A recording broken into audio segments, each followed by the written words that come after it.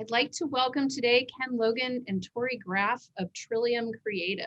Thanks for Hello. being with us. Hello. Thanks for having us. We have quite a few students interested in storytelling, video, art, graphic design, marketing, and lots of related fields, education. I know lots of you are out there that sort of fit into those buckets. And it seems like Trillium's work lives in the intersection of those areas. So I'd love Pretty it if much. we start by just talking about Trillium in general and what Trillium does. It's called Trillium Creative, which doesn't give us specifics. So we'd love to hear the Yeah. specifics of what you do and then what your roles are specifically. Yeah. So it's actually Trillium Creative Solutions. That solutions is really important because that's basically what we do is we come up with creative solutions to learning challenges for our customers. So basically our customers hire us because they need their employees, their teams to know something or to be able to do something. And so they hire us to help them make that happen. So basically we come in and we ask them a series of questions about who needs to learn the thing, what do they learn, why do they need to learn it, how will you know when it's successful and when do they need to learn it? And from there, we come up with the learning solution that helps them to do that. And that involves creation of videos, of classes, of courses, whether that's virtual or in person or online. So there's video production and graphic design and storytelling and layout and writing and technical writing and all sorts of creative aspects. And the reason that we're called Trillium Creative Solutions is that we look at every one of those learning challenges as an opportunity to come up with a new and a creative solution. So that's kind of who we are. Well, I wonder if you can, when you talk about what learning solution they mean, you're talking about training, right? They're training their, just correct me if I'm getting this wrong, but you're helping companies train their potentially their customers or their employees, or what types of, could you give us some maybe specific examples of what you're doing? Generally speaking, it's their employees, although we have created things that are customer facing before. Our biggest customer is Microsoft, but we also work with companies like T-Mobile. We've worked with Republic Services, which is a waste management company. Yeah, Carvana. And some other small companies as well. And generally speaking, it's something that their employees need, whether it's new sales managers that need to be onboarded so that they can do their jobs effectively, or marketers that need to learn how to use the tools that they would use to execute on marketing campaigns, or sellers being able to sell a new product or a solution. So right now, we're working on a series of leadership development programs. So people inside of Microsoft that are highly technical and they don't manage anybody, but they have to lead, they basically have to show leadership and lead their peers to coming up with and deploying solutions. And so we're developing training on that's helping them to become better individual contributor leaders. And I'll shut up because Ken's got some projects he's working on too that might be good examples. I was just going to add a big part of what we've done actually even for the last year is help take a lot of programs that used to be in person and move them to a virtual space. Right. So trying to come up with, well, we used to fly everyone in here and put them in hotels and have this 500 people in this conference room and stuff. And now we can't do that. How can we still teach them but without, doing like 8-hour Zoom calls every day or Teams calls or whatever. So that's been the past year, really, like a big part of what we've been doing. So have you changed your approach in any way when you're faced with a challenge like that? I mean, you've done instructional design for many, many years, but when it comes to, we normally fly people in, is there a different approach that you take to that? I mean, it's just another constraint to me. It's just one of the things you have to account for. And I think that the way that we look at it, again, going back to like the whole solutioning thing, right, is that we Like we look at every single learning challenge and we look at all of the variables and we ask all the questions to sort of tease out what are all of the things that are important, because there are a number of different ways, as I'm sure all of you know, there's a number of different ways that you can learn things and be taught things. And when it comes to doing this in the business world, there are financial drivers behind that. So, you know, flying people in costs a lot of money. So maybe it's important for them to learn this thing, but they just don't have the money to fly in people from around the world. Or they need to do it very quickly because there's a change to the business that's happening. And so maybe it's not a really high production quality, but something needs to be built really, really fast. And so whenever we look at a customer engagement or customer situation, there's always a number of different variables that come into play that help us to determine what is the right solution for that customer.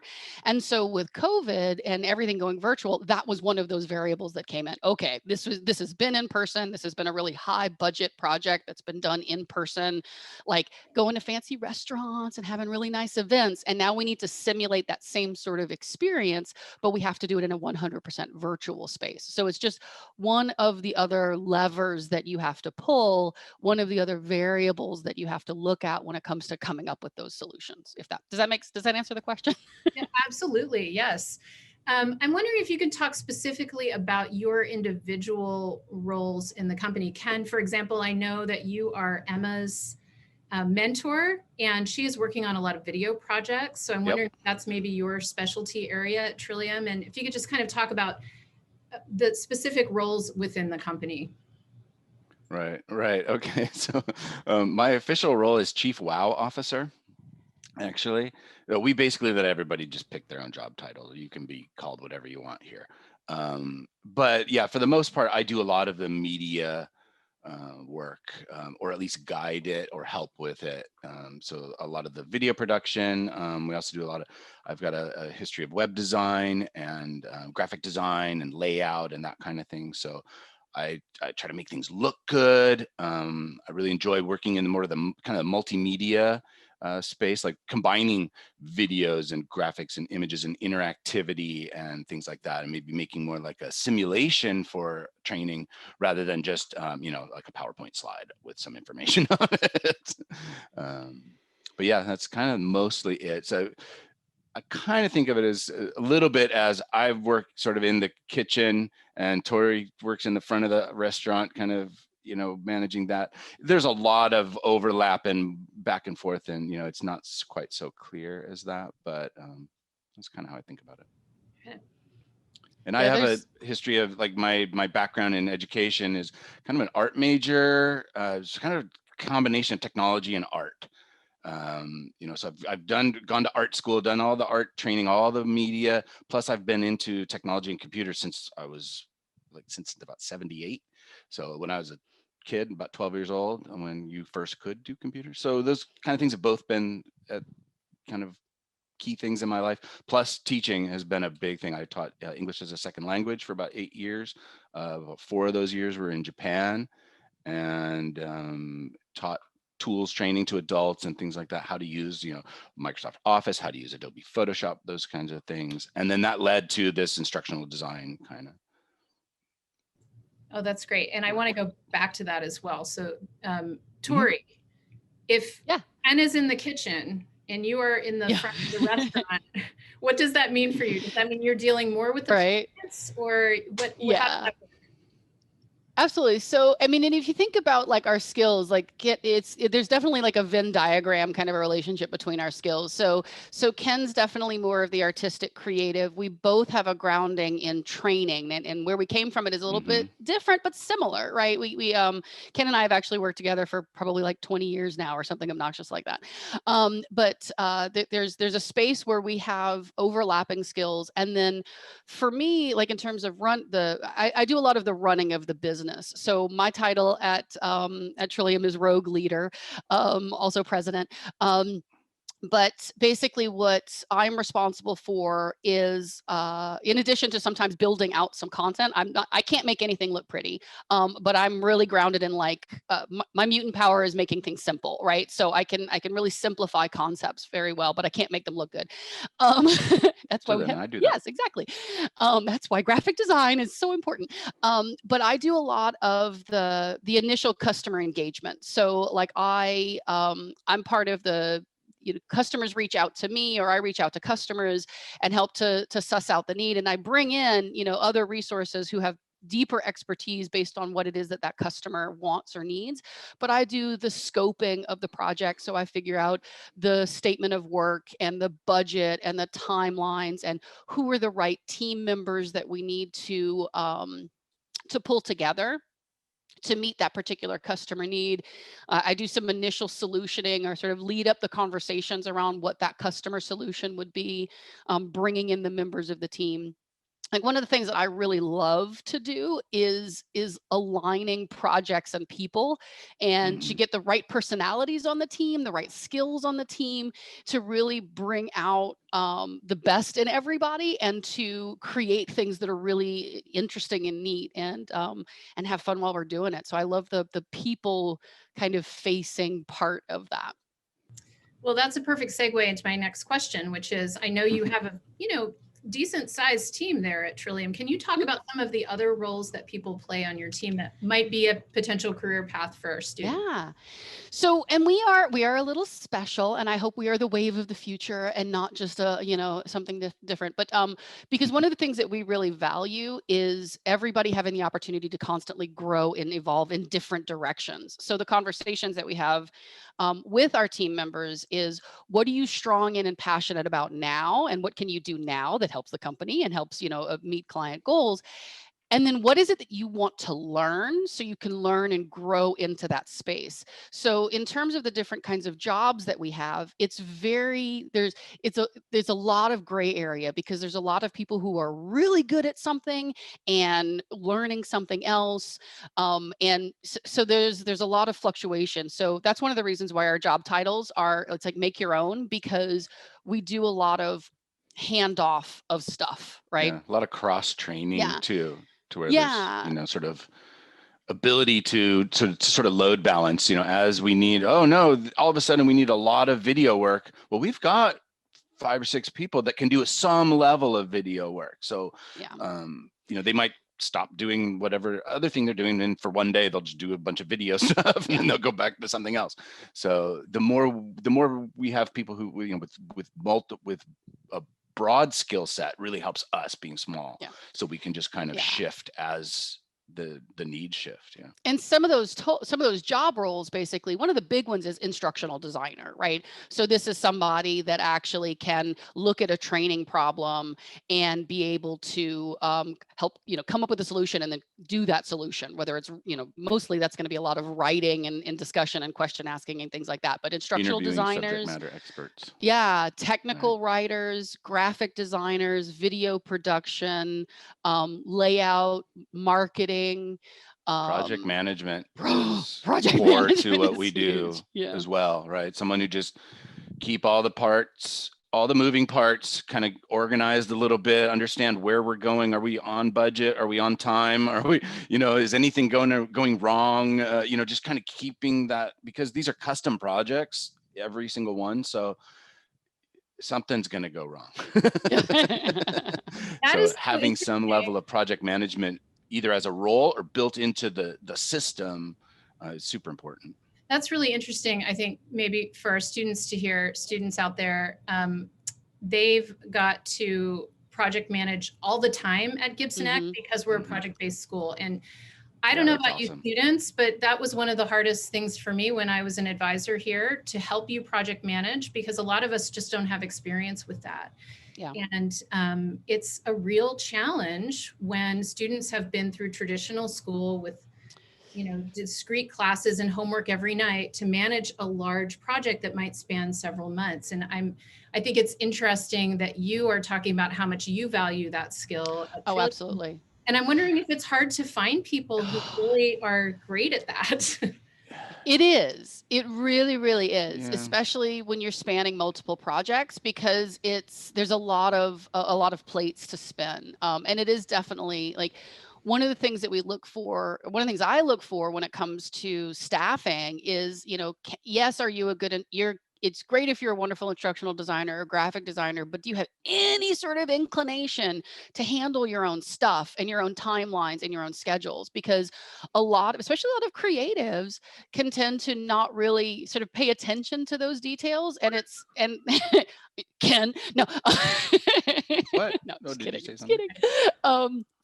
But Mhm. so like I find it as someone who like leads a lot of the hiring conversations, I find it so valuable for people that have those project management skills and can track it. However you do it, I don't really care, but being able to know what's important, when does it need to get done, and what are the dependencies that you have either to who you owe that to or who you work with, like being able to understand sort of the repercussions of when you're late on something, what does that do to somebody else on the team? And really being cognizant of that and aware of that, and being able to track that. And there's a bunch of different not a bunch, there's a few different project management methodologies out there. And you're probably familiar with some of them, having managed your own projects. We used to be a waterfall based company in terms of how we manage our projects. And that's how a lot of instructional design has traditionally been done, in that sort of waterfall project management. But about 2 years ago, our project manager basically came to us and said, stop doing it this way. This is dumb. Let's go agile. And that's what we've done. So we've shifted to an agile project management model, which is, there still are some challenges with it, but it's worked out very well for us. Okay. I that Sorry, I said a you're lot. talking about, no, I think that is Directions. so important for our students to hear, for all of us to hear at Gibson Eck, really, because that's such a big piece of what we do. Yep. And I'm thinking about the fact that you mentioned creatives, quote Mhm. creatives, and how sometimes people who think of themselves as creative don't think of themselves as someone who needs to be beholden to a timetable, right?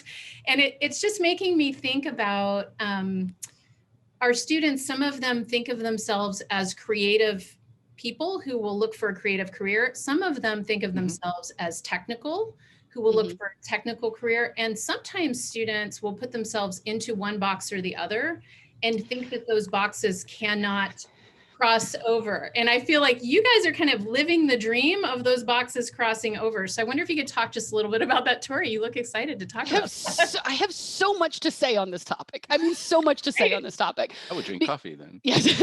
So for one thing, I think that every single one of us is creative. So for the longest time, so my background is in science. My degree is in biology and chemistry, right? I never considered myself a creative person. And fortunately, my business partner is somebody that has reminded me over many years that actually I am creative. That's Ken. Yeah.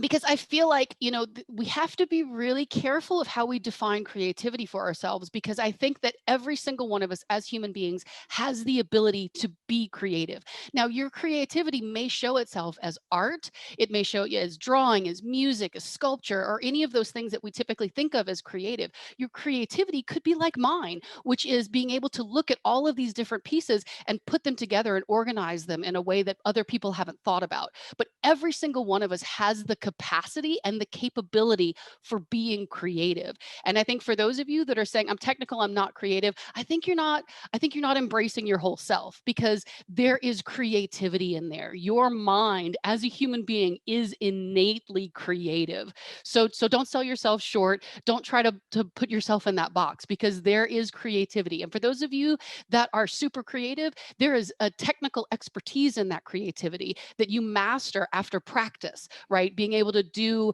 really good art in whichever form that is, there is a technical mastery to that as well. So all of you are both. So that's one thing I wanted to say. I had to say that. That was the first part. And then the second thing is that around like living in that space of kind of being in the middle of both, we are, but because I think we do embrace that, and we do try to give space for everybody to sort of be their best self and also acknowledge where their areas for improvement are. So if I know that I have somebody who is just mind-blowingly creative about the way that they put things together, but I know very often they're going to miss a meeting if I don't have somebody going, hello, don't forget you have that meeting, or don't forget you have that deadline. It's worth it. And we can do that. And that's why teamwork is so important. And it's so important to, I think, be really honest and open with what you want to do, what you can do, and being able to ask for help, and having a team that you can trust that can help you when you have those things that you might not have as much strength in, like managing your own projects. Okay. There were other things I probably wanted to say, but I forgot because I got really excited about creativity. I'm going to take this recording and play it for our students, I think once a month, so they can hear me. That's great. I just want to add one thing on there, because what you said sparked something in me that as someone coming from, been to art school, and I really started with, I was going to be a fine art photographer. It was kind of one of my initial career goals. And so I kind of, in my mind, I'd make a sort of a distinction between art and design. That art is for me and is very just self-driven, and it's very much about getting out whatever thing needs to get out and doing the thing. And I've got all the freedom in the world, no timetables, nothing. I can, paint or draw or do whatever the things I want. But design is something that's usually more of a collaborative effort. And there's a team that I'm working with, and there's a client or someone else who really, I don't own it. I'm just a participant in it, even if I'm primarily making it. And neither one is better or worse. They just kind of serve different purposes. And at least that distinction comes up for me. Oh, that's a great way to phrase it. I'm wondering if it's hard for you sometimes when you're working for a client and you're doing something that you feel is really creative, and the client says, that's not what I want. And you're thinking, it's the worst. It is. Sometimes they want stupid things. Oh, yeah. And you can see them asking for the thing that you're like, that's going to be so bad. And here are all of the things that are going to go wrong if you go down that road. And they're like, we're going down that road. Yeah. Sometimes, you have, there's a balance there. You can only talk to them so much. And if they really want, it's kind of like if they're painting their house and they want it that color green. Okay. It's your house, your money, you're paying for it, but I don't recommend you paint your house green, or whatever, I'm just making up colors, but it's hard. That would be an ongoing challenge for your team too, when you're talking about how to compromise. Yeah. Our name is on it too, as a sort of a design firm, right? We're really just the stuff we produce is kind of our marketing in a way, that if we make the clients happy and we do a good job, then they tell their friends and they send, business keeps going. So we don't want to make anything that we aren't proud of either. Yeah. No, thanks for sharing that. I think our students face that sometimes too, when they're working on projects, working in a group on a project. So it's great for them to hear that sometimes you just have to make it work. Yeah. Collaboration was hard for me, coming from that real, like, I own every aspect of this, like that photograph back there, like some old photograph I made, right? That was all me. I can do whatever I want with it. But so it was hard to work with other people at first and sort of let go of that. Yeah. No. Well, and the thing that I do around that is I will definitely make sure that I do my part to articulate the impact of their choices. So if they are going in a direction that I think is fundamentally flawed, I will slow down and basically have the conversation and say, I hear you. I understand, this is my understanding of what it is that you want to do and why you want to do that. However, in my experience, this is what the downstream impact of that is going to be. And we will move forward with you, but I want you to acknowledge in writing that you understand what those impacts are. Because later on, what's going to end up happening is when they do the thing that we tell them not to do, their scores, what they're measured on, what their success is measured on, are not going to be as good as they could be, because they have gone in a direction that we as experts in this space have told them to not go. And so as a business owner, I want them to acknowledge that, so that later on, when the scores are low, they're like, well, Trillium did this for us. And it's like, yes, and Trillium told you not to do that. So whose problem is that? Not mine. Oh yeah, and then we've been rehired to fix the thing that they said, to do it the way we said originally. Yeah, or totally. Brought in to clean up other people's messes. Totally. It happens all the time. God, that's gotta be frustrating. Oh yeah. So projects that we basically said, if we're going to do it, we're going to do it this way. And they're like, no, we're not going to do it that way. We're going to go with this other vendor that's going to do it the way we want. And then the vendor did it the way they want. And they're like, 6 months later. Yeah. Can you help us? Yeah, you get a call. All right. Well, we've got 5 minutes left, and I want to make sure we have time to hear about your career paths. Ken, you've talked about yours just a little bit. You started teaching in Japan and did that for several years, so you have an instructional background. Can you tell us a little bit more about how you ended up founding Trillium with Tori? And then Tori, I'd love to hear your backstory as well. Sure. Yeah, I'll just extend it just a little bit. Yeah, I mean, teaching and sort of sharing information has kind of always been something I've done. I did some sales roles and things like that too, where I approached it very much as a teacher kind of thing. But then, yeah, after Japan, I came back and did a few different things. Ended up teaching people the Photoshop and web design and those kinds of things. I had a small web design company in the interim. Didn't do much with it, but did some e-commerce too. But basically I made Etsy before Etsy was a thing, and people, like 20 years ago, I made Etsy and no one wanted to buy anything on it. Anyways, ended up teaching Photoshop and all these kinds of things. Got a job at the same place that Tori was my manager, actually. And there was a bunch of us teaching Excel and PowerPoint and Access and all the Microsoft tools and Adobe tools and what was then Macromedia as well. I worked there for a few years teaching. Like every day was a new class pretty much. You'd have 25 people and you'd teach them Excel level 1 or level 2 or level 3. And then one day Tori left, and about 2 months later, she gave me a call and she said, I got this thing. And I learned about this field called instructional design, which I didn't know. I'd already been actually doing and been sort of relying on. And she was working for a vendor at Microsoft doing instructional design. And she said, I think you could do this. And I interviewed and of course got the job, and changed a lot because, to be honest, there's a lot more money in instructional design than in delivery. I think delivery, I really miss it to a certain extent. There are rewards for working directly with students that are not financial, but it made a difference in my life, especially to start a family and things like that. So, and then, yeah, we did that for a few years. Microsoft recruited me basically and pulled me in, and I said, I'll try that. I did it for a few years, didn't really like the corporate thing, but I kind of figured out the other side of things, kind of the client side of things a bit, because I was hiring vendors then to do work for me. And I got laid off. There was a whole bunch of layoffs at Microsoft, got laid off. And I called Tori and I'm like, okay. And I think I'd even been saying this before, like, we could do this. We could just start our own company and just do this. And so we did. Ta-da. That's great. Tori, do you also come from an art background, or you Nope. do not? You do not. Not you even started remotely. As a teacher, did you say? Yeah, so I'm going to talk to every single student that you have that has no idea what they want to be when they grow up. Are any of you there? No idea? Yeah, You want to be everything or nothing at all? Because that's me. I still don't know what I want to be when I grow up. But no, so my path has always been driven by just loving to learn things. So like my initial, like I went to a high school that was very much like Gibson Eck. It's a school called Louisiana School for Math, Science, and the Arts. Basically a statewide magnet school, 200 students a year from the state of Louisiana for your junior and senior year in high school. My focus there was music. I love music. I played so many instruments. I was knee deep in music, and then I graduated from that and said, I don't want to do that anymore. I want to do something different. And I went to college and I failed out.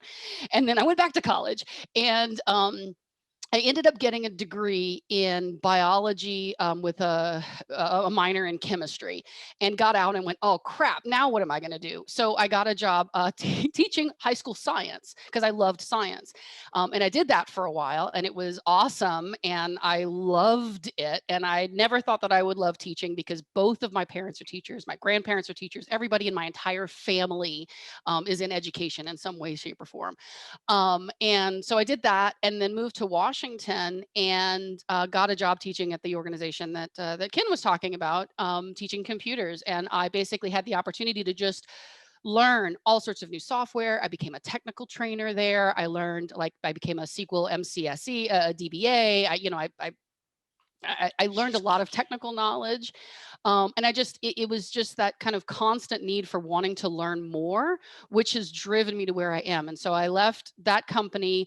I had applied for grad school to get a master's degree in instructional design, and I was applying for instructional design jobs at the same time, because in that company that Ken was talking about, I started, in my role as the training manager there, I started customizing courses, and I was like, this is cool, right? Because like the stuff you get, and I apologize right now for criticizing the public education system, the stuff you get in the books, you're like, yeah, this is great, but that's not really what people want to know. And so that really, you know, that I found super exciting, just that ability to sort of customize and tailor things. So I figured, you know, I want to learn how to do this. So I applied for jobs for it, and I applied for grad school in it, and I got the job before I got accepted to grad school. So I was like, do I pay more money or do I make money?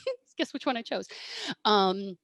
And that's basically, that's brought us on the path here. I did this as a subcontractor for about 7 years before Ken and I started Trillium. And we started Trillium because we wanted to do it better, and we wanted to do it our way, and we wanted to create a company that would do this and create a space for people who wanted to do things a little bit differently. And that's where we are. But I really think that like my path, you know, the only creativity I had was in music, and that music was very technical, and that's why I'm so passionate about saying creativity it's not, you know, we're not one or the other. We're not binary. Nothing is binary. You know, you're not creative, you're not technical. We are both. And which one of those aspects of ourselves we embrace and really and foster is the one that comes to the forefront. So why not do both? Yeah, I'm sorry, now I'm rambling. But yes, so if you don't know what you want to be when you grow up, just keep learning, because I think if you're aware of like the more you learn, the more perspective you have, the more you're capable of learning, and you just never know where that path is going to take you. So you know, foster that inquisitiveness, that curiosity, because you're going to find out one day that there is a job that, or you're going to make a job that you didn't even know existed, because Ken and I, neither one of us knew that instructional design was even a thing before we started doing it. And this is the coolest stuff. I mean, it's just really fun and interesting. Well, and the way we're doing it now isn't the way most people do it either. Sure. By starting our own company gave us the control to sort of work how we want to and not be beholden to someone else's processes and ideas or whatever. So we're able to kind of carve our own path. And our rambling, winding paths to get here, we learned all kinds of things on the way. And honestly, that, like I said, I think I said it earlier, that broad skill set, it really is helpful to us. Yeah. It's, if we were all really specialists, that works better in a large corporation, but it helps to have more generalists at our level. This is so great for our students to hear, because we're an interest-based school. So students pursue projects based on their interests. And I routinely have students come up to me and say, I don't know what my interests are, you know, because I think you hear about kids who have known since second grade that they wanted to be a symphony conductor or something. And you think, I've got to know, I have to know. And I love your message to just try new things, just learn new things and see what sticks. That's so crucial for success in life and also here at Gibson Eck. So you just never know. You just never know. And it's that, I find that journey, and we're in the midst right now. We're having a conversation with our team right now, which is where do we want Trillium to go in the future? Do we want to keep doing what we're doing, or do we want to do something else? And like giving that space to each other and to ourselves to really think about what interests me, what drives me, what do I want to explore more of? I mean, I just think that that's so important to keeping our whole self satisfied. That is great. It's just occurring to me that you didn't get to share any of your work. I know you wanted to screen share, and we're technically we're out of time. And students, if you have somewhere to go or you need to meet with your mentor soon, you're welcome to drop off the call. But I wonder if you guys have a couple minutes to just show us some of your work. Maybe we can end by seeing some visuals. Would that be okay? Ken, you want to share? Or do you have to go? Do you need to leave? Tori? No, I think I'm good. No, I can stay. I think I had something pulled up too. That wanted to show. It was kind of one of the simulations that we did. That it's kind of a combination of the video, a little bit of kind of coding and stuff like that. Let me see if I can figure out how to And if anybody has, like, if anyone wants to connect, I know there's quite a few of you, but if you want to connect, if you have questions, if you have interest, I mean, Ken and I are definitely, you know, we're here for it. Thank you, Tori. Yeah, students, as usual, if you have a really specific question for Ken or Tori and we're not going to have time for the chat as usual, just send it to me and I'll make sure that I connect you with them. Okay. All right, Ken, can you tell us what we're looking at? Yeah, just a quick thing. So what this is, it's paused at the moment. This is a sort of a video simulation. The way this entire thing works is it was a week in the life. This is just a Monday for a supervisor for Republic, right? Which is like a Garbage. what a garbage company. I was trying not to say garbage. Oh, sorry. I mean, it's what they do. Trash management or something. I don't know. But so the idea was it's very scenario based. You're not actually taught the things. What we do is we put people in a situation. And so you're given a situation here. I'll just play it out. You can't hear it right now, but this is sort of Monday morning. And then there's kind of a narrator comes in at this point, but you're given a situation and basically say, what do you want? What do you do? It's just kind of a choose your own adventure a bit, but there is a correct path. And what happens is we give you options. Something happens, like in this case, I think that my email will come. Yes, I'll get an email. Oh no, a truck won't be ready until tomorrow, right? Oh, okay, and that's anyways, at the bottom you see there's points. And what happens is if you make incorrect, if you make I don't want to say bad decisions or whatever, you don't choose the right choice, what happens is rather than just saying wrong, we actually show what happens if you make that choice and you lose some points in a category. So the idea is really just to make it through this with keeping as many points as possible, but it's all learning by doing. So it's not your traditional like, hey, let me just tell you some things. The learning is just by navigating through this. So okay, the truck won't be ready. And I broke that. What do you do? And then I have to choose. Do this meeting is going really pretty slowly because it's got announcers reading everything, right? So what do I do? I'm just going to choose one, and then we see what happens. I'm not immediately told this is right or wrong, and I don't know honestly because I can't hear what he's saying if I won or but something bad happened, right? He ran out. Good. Yeah. So here you see a little storytelling. This is actually using an animation tool that makes these videos pretty quickly, but a little bit customized.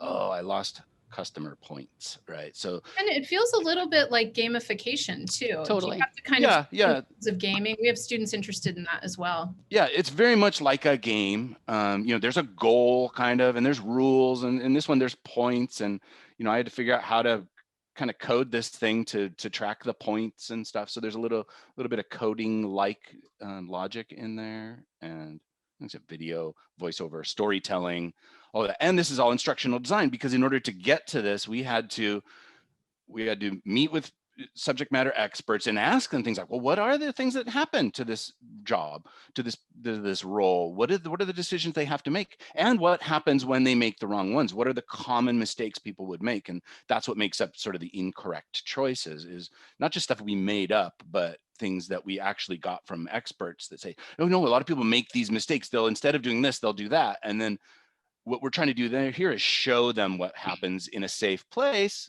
Sort of like flying in a flight simulator. You can crash the plane in a flight simulator just fine. But just getting them to learn these things before they're out on the job. And then when they see this these things happen on the job, they've got a little bit of history, or they've had the experience at least somewhat, and they might know better what to do. Oh, that's great. Thank you for sharing that. Yeah, so I'll stop sharing here.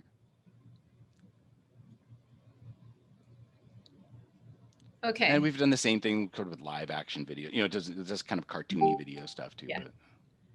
Yeah. So when you talk to a client, you think about the best approach. Do you want to animate it? Do you want it to be live action? What's the game or the story going to look like? Right. What's the risk of people not doing this well is a big lead to, right? That's why you have flight simulators. Okay. There's a lot of risk involved with not being able to fly a plane well. If you can't do it perfectly, you need to do it in a simulated environment. But if it's just like, hey, you need to know how to attach a document to an email, you don't need a simulation for that. Right? I can just give you the steps. Yeah. So that's the kind of stuff we're thinking about is what's the risk, what's the cost, what's the timeline, what's the budget, what's all that. Oh, there we go. Okay. Yeah. Well, I just wanted to share this because it's like, these are some of the things that we ask, right? So, any of the teachers will be like, oh, probably I've seen this before, but like, this is like one of those fundamental things for instructional designers. It's a taxonomy that lets us, it's one of those things that we try to seek answers to as we start to create a solution is, what is it that you need someone to be able to do with that learning? Do you need them to remember it, understand it, apply it, analyze, evaluate, or create? And then Once we figure that out, like kind of what level they are with the different skills, that's one of the key pieces of information that we will use to determine, is this something like a short video that we're going to create for them because they just need understanding, they just need to remember, or is it something like what Ken just demonstrated where they actually need to be able to apply information to a situation? And so we're going to give them something that asks them to basically demonstrate that they can apply those critical thinking skills. Oh, that's perfect. Yeah, makes a lot of sense. Okay, well, that was great. Work sample and kind of how you approach a project, really, really helpful, I think, for us to just see visually the kind of work that you do. And I know you have more work on your website too, if anyone's interested in looking at more. I don't want to keep you too much longer because it's 5 to 10. I could just keep talking to you guys all day. We could probably keep talking about this all day. Thank you so much for spending additional time with us today, more than you anticipated, I'm sure. Absolutely, really our pleasure. Yeah, thanks so much. And guys, if you weren't all muted, I would tell you to give a nice round of applause, so I'll do it for you. But really fascinating. Thank you guys so much. And thanks for your support of our program. It's really wonderful. Yeah, no thanks for having us. It was great. I'm happy if anyone has any kind of questions, anytime, you just email them to us, shoot it to us. Send them my way and I will connect you to Tori or Ken. Absolutely. Thanks so much. And as you go off to college, we do take interns. We work a lot with Evergreen to do internships here. So we have one of our Evergreen interns has become an employee recently too. So. Oh, fantastic. I know lots of ears are yeah, next fall you might get some solicitations for high school level interns for our mentorship program. Yeah, thank you so much, you guys. I'm glad to be here. Thank you. Yep. Thanks, everyone. Wonderful day. Thanks. Yeah, have a great day. Bye.